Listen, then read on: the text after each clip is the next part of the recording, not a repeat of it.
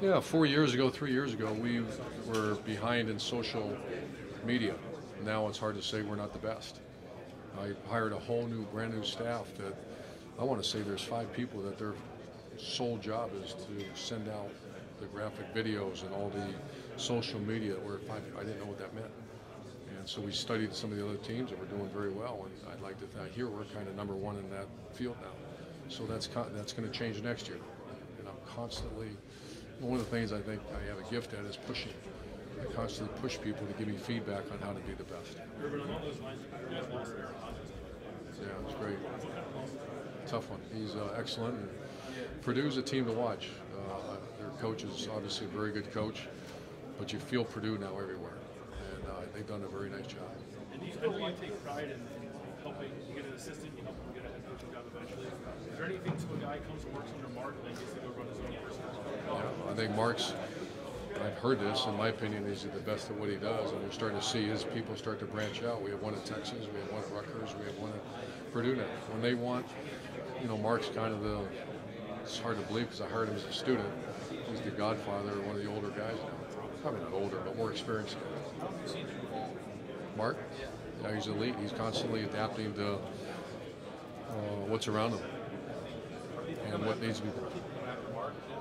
They did for a while, but I think people know that, I would imagine, he's very, him and his wife are great and they're happy.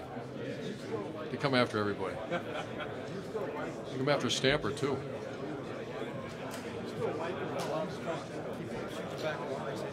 I do. There's some hard parts which I had to deal with recently. There's the media component, which I'm not a big fan of. But I love players and I love teams. And especially, I'm starting to see a lot of the older guys come back, and that's one of the great thrills I have, to see our former players come back and the stories get better and better and greater and greater.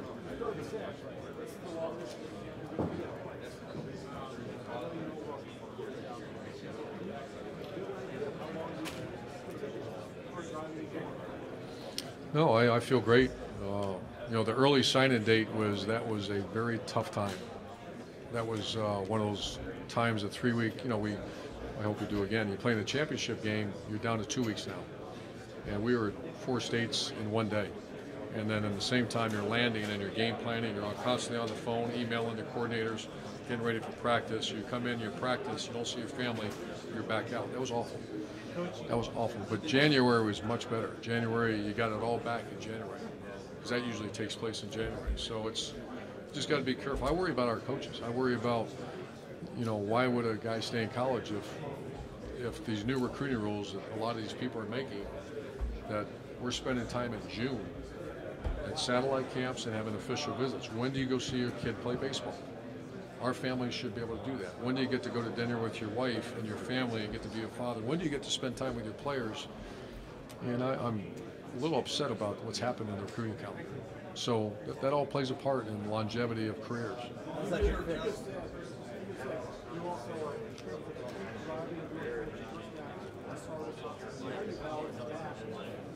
Well, I try to give them time off, and when it's time, but when it's time to work, it's time to work. And I'm very leery of, we don't do frivolous things where we're trying to just, do stuff. I want them at home. It's very important for our coaches to get home, get around their children, get around their wife, and that's very important.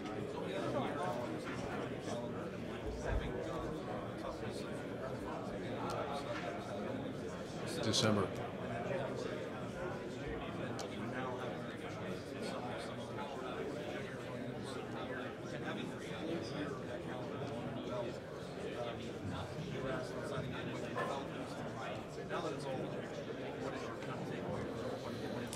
I don't think it's good. We did very good, so I might sound hypocritical in saying our coaching staff killed it. They killed it. But I also saw a fatigue factor in a coaching staff and families that was beyond. But they also regrouped a little bit in January. January wasn't near as hard.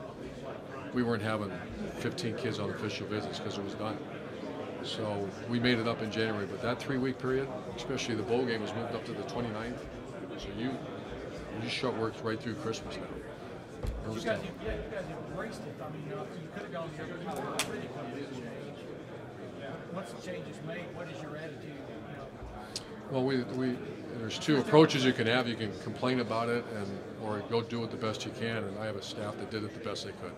They won the bowl game, had a top 5 recruiting class, and still maintained a sense of health amongst our staff. Are you guys as far ahead as you've ever been on 2 classes down the road?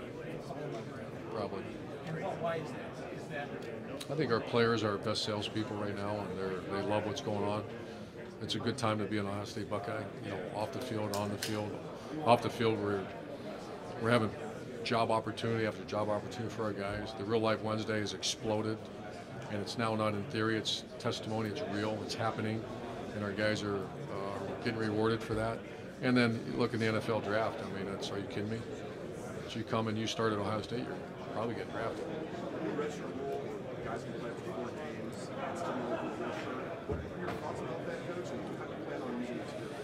It's a benefit to the student athlete, and it's a benefit to us. So I think it's a great, one of the great. I'm not a big fan of new rules, but this is one that's bettered the student athlete.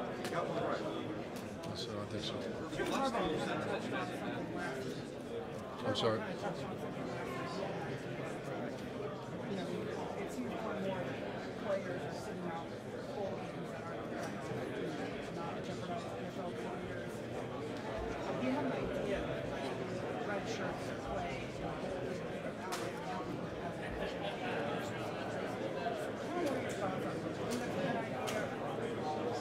First I heard of it, I think it's a very good idea. I think that offsets what might be coming down the road, where players will sit out for bowl games, and now you still got to play that game. Yeah, I think that's a great idea.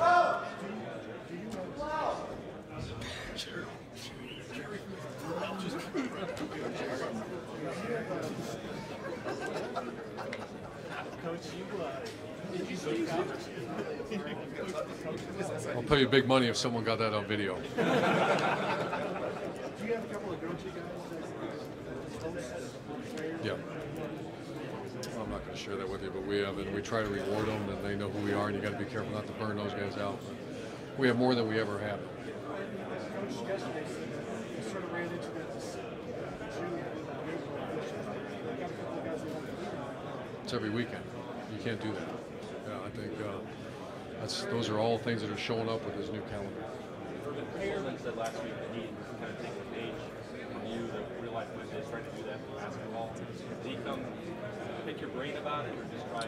Chris Holman? Yeah, oh yeah, yeah. We've had conversation, and there's been some conversation about how to make that athletic department wide. So there's some really good conversation going on right now. What's your relationship like with them? How does it help the football program and basketball? I was just with him at the Jesse Owens event the other day, and I listen and watch. You know, it's hard. I've been close with Thad, with Billy Donovan, with Dan Dockich all the way back, Rick Majerus. There's a name for you, and then Chris. And it's hard because our schedules are so nuts. But a very impressive guy, and I love what he's doing. I love what I read about what's going on in the program. Was your first season better or Chris Holman's first season? Chris's was. I don't know. Urban, when you have 2 quarterbacks with 2 different skill sets and you're trying to evaluate them in practice, how wary do you have to be of how you call plays in practice and evaluate them? It's hard. It's hard, but it's also hard for the defense to prepare for. So, and it's hard if they're not veteran players. But we're very experienced in both style quarterbacks. We did that with Cordell, obviously, and to jump right into that run when he took over for JT, that was, our staff did a hell of a job with that. You mentioned you wanted to get back to that last year. It just seemed like it never happened. So how do you get back to that? To what? The 2014 run that you guys had. You mentioned last year that you wanted your coaching staff to watch tape and try to get back to some of that. How do you get back to that now, even when you're having a staff? It's not easy. That was one of the great runs in college football history, and very unique run. 59-0 to playing Alabama and playing Oregon. That was. But I go back and we'll watch it as a staff because I thought the balance in the Wisconsin game was phenomenal. I thought obviously going against a defense like Alabama, so you have a vision of what your offense should look like. I think Michigan State that year was so you have the template, but obviously there's a defense trying to not let you do that. But that's the vision of our offense. Is the deep ball the big differential? I mean, it's been a problem. Devin Smith was such a valuable member that he was the best I've ever been around, and we have to get back to hitting that deep ball. But do you feel like you have a quarterback now, too? I'm not knocking JT, but you feel like you have a quarterback now that can basically hit all four corners, so to speak, of the field. What's your... I think so. I think so. That's How does something that we'll change your thinking? we're going to, there's a reason why we took so many shots when Devin Smith and Cardell Jones were there. They were very good at it. And at times we didn't, and I don't want to put it all on JT, but there was sometimes he wasn't as accurate. There's other times we didn't have a guy separating and going to make that play. You think about the Wisconsin game, we should have, there was great opportunity, we didn't hit him. I think so. Yeah. I think we have more than one. Dallas Gant's a guy that I know you impressed with maturity in the spring. Now it's the summer, there's a couple other freshman linebackers on the roster. Yeah. Maturity, what's going to get him on guys? Yeah, he's talented too. I love him. He's one of those guys. He comes from his mom's a principal, and you can tell. So I gave her a little shout out, but he's I really can't wait to watch him go. Earlier I couldn't hear everything you told me, so I apologize if you already answered this. If you found no information with the 2015 report on reported incidents, why the decision? I have covered. That's where the ship has sailed. We're moving on. So this is all about our players now. So that's been all. Well, I've answered all of them. Coach, you lost so many great players along the defensive line in the NFL. How does that change Draymond? Draymond made a decision to come back, and I am so impressed that a lot of times guys come back and maybe they see buyer's remorse. There never was.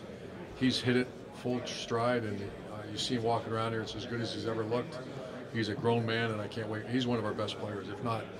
After spring ball, what I saw in spring practice, it's hard to say he wasn't one of the top 1 or 2 players on our team. A little bit more of a pass rushing Yes. responsibility for him? Oh, yeah. Yeah, he would come out last year in third downs. I can assure you he's not coming out now.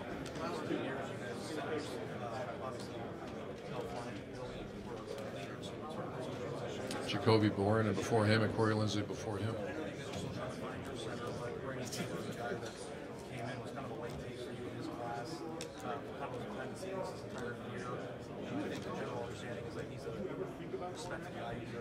Yep. Is that something that you need out of your center? Is that something that maybe he has a leg up on?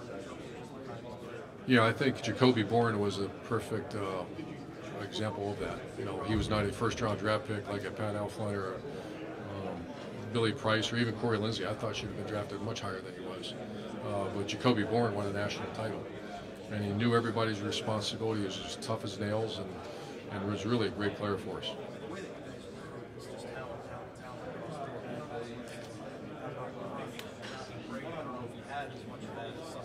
Five-star guys that we might pluck out of the state. What can you say just about not only is he a legitimate option for you guys? Oh, sure. Yeah, there's no doubt. A year ago, he started to show. 3 years ago, no. Last year, he started showing signs, and then this spring, there's no doubt. And then I can't wait to see how he's put on a little bit more weight. He's got to get more powerful. That's the one thing that Billy and Pat were so they could move people, and Brady at his a year or so ago couldn't do that. You guys take guys just for numbers that you need sometimes late in the process. But is this that plays out when you take a guy late that might just be a body or a number that can kind of just grow and develop and potentially start? Is this like the best case scenario for the Columbus kid doing that? It would be if it turns out, and I'm anticipating it will because he's earned that right. And we're all pulling for him. Just to be straight, Michael Jordan, did he get any snaps during practices in spring against center? No.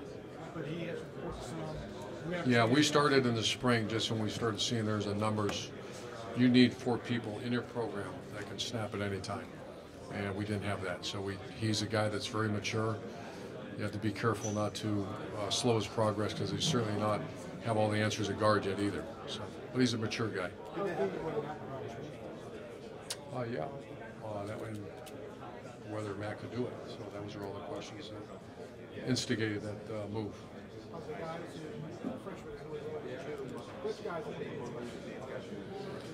think it's too early to say, and I'd hate to start labeling guys this early. Oh man, he's there's one you can ask me about guys, and he's one that you just. I'm very glad he's a Buckeye. I anticipate him to be in the rotation. Has there been any attrition, so to speak, since we last talked to you a while ago? I mean, Obviously, we know about Marcus Hooker's situation, injury-wise, anything else, anybody in jeopardy, missing the season. Well, I went through that list, and I anticipate that when you guys come watch one of the first few practices, it's going to be everybody going. You know, Tough Moreland will be limited, and so will Booker just a touch, but everyone else is a go. Urban, you said earlier how much you've been enjoying LSU at this point in your career. Do you think that's kind of consistent a little bit with home life? It seems like your home life, you're happier than you got in Troy. I love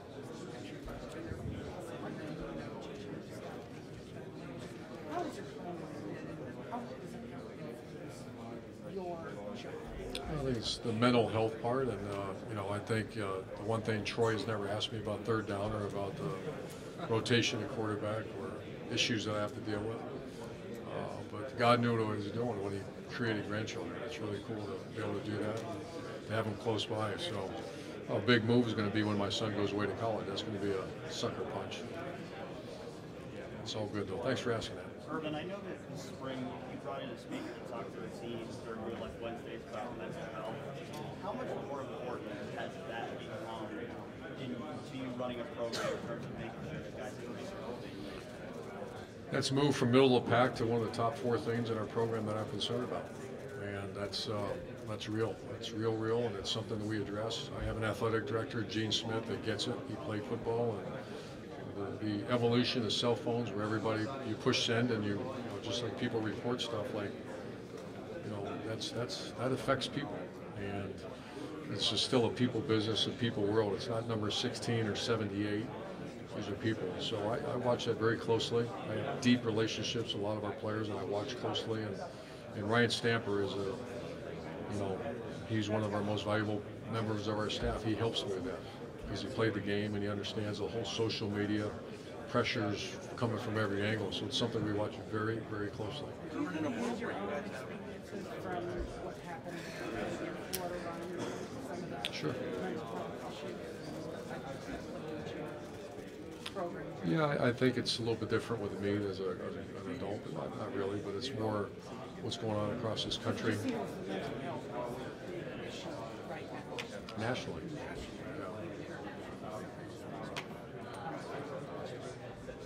It did. Where you guys have to see players, alcohol use, drug use, college stuff, getting into college. Hopefully, price is happening in this country right now. How often or how much of it monitors painkillers? That's kind of always been maybe a major part of the game is to get kids ready. I mean, how are those used in your program? Yeah, we've changed the whole policy a couple months ago when it was Gene was involved, everybody was involved, and I can't get into details. I don't know if I'm allowed to, but the entire policy has been changed, and we're no longer giving guys a large quantity of painkillers. You don't do that. Urban, what kind of changes do you expect to your recruiting approach and the coaching change? The positive, we're pretty. We don't have many slots left, and we have to adapt. And those are all things that's happened so fast. I've not even met with my staff yet. I've been here. And we went back to work on Monday, and tomorrow, obviously, we'll have the rest of this week will be devoted to making sure we're in order. Urban, last year, Couple more questions. Joe Burrow and the way that he developed, for LSU fans who are starved for, obviously a quarterback, just what can you tell them that should make them be excited to get a guy that a lot of people don't know a lot about? Yeah, Joe Burrow was a made player. He came in and had a lot of work to do, and he did it. And he knows that. I know that. He's ready to go play college football. I mean, he's ready to go play, and he's earned that right. And that's why I think LSU fans should be very excited. He's got a lot of tools. Most important tool is competitive spirit and toughness, and then he can get the ball out fast. He's worked so hard on his release and arm strength. He's mobile enough to keep you honest. He's certainly not a JT, but he can run. He's a leader. He comes from a coach's family.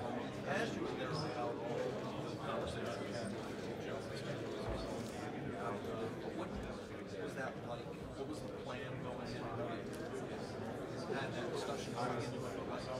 Where was he at the end of the decision, making that decision on the spring game? What was it like just being in that? Well, we and they, I think, handled it perfectly. And our conversations post-decision have been nothing but positive.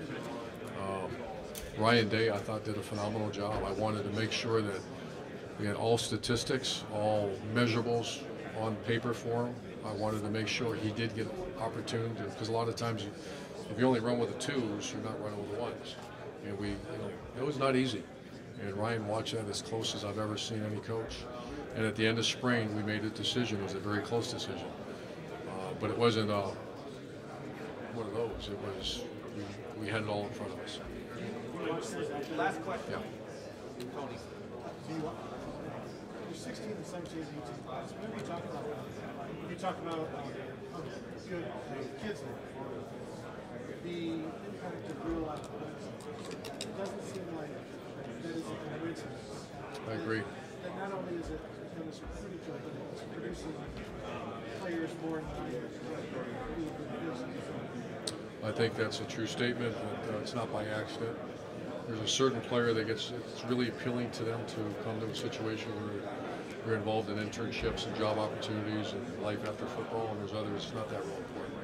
I just think the combination of National Football League championships and that, I'm very biased, but I think we got a pretty good package.